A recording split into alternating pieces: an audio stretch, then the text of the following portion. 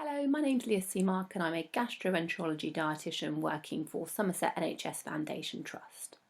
So today I'm just going to go through a question that we often get asked in clinic by people with celiac disease. And the question is, can I eat oats?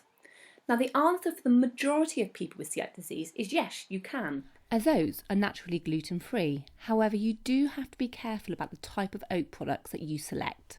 So depending on where the oats are harvested, milled and produced, they may come in contact with some gluten-containing grains.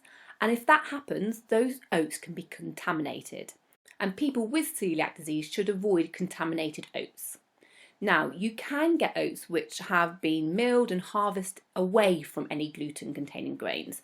And these oats will be labelled as gluten-free oats. So if you have celiac disease and you want to go for an oat product, you have to look for the gluten-free oat products.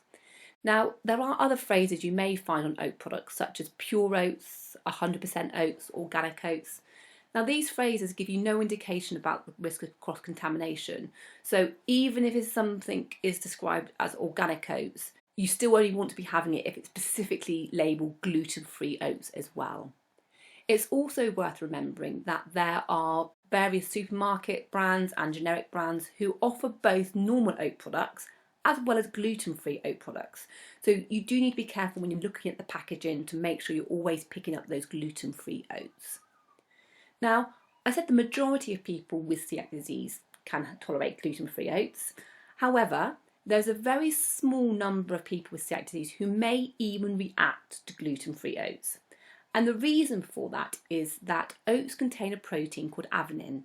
Now, avenin is a similar shaped protein to gluten. Therefore, some supersensitive individuals may find that their body reacts to avenin as it would to gluten. Thereby, it may trigger off that immune response, leading to damage to the lining of the gut. Now, you may ask yourself the question, how do I know if I'm one of these sensitive individuals?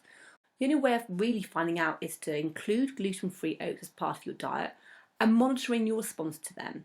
And that response may be looking at your symptoms, so thinking about those symptoms you may have experienced prior to your diagnosis of celiac disease, and that may have been nausea, tummy pain, change in bowel habits, as well as other non-gut related symptoms such as tiredness, fatigue, mouth ulcers. Or it may be looking at your antibody response. So as part of your management and diagnosis of celiac disease, you would have had a simple blood test which would have looked at a specific antibody called tissue transglutamase IgA.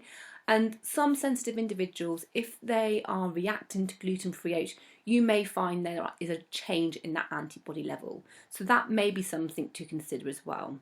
So what we'd recommend is if you are someone who's newly been diagnosed with celiac disease and would like to include oats as part of your diet, we'd recommend including gluten-free oats from your point of diagnosis and then continuing to monitor your symptoms.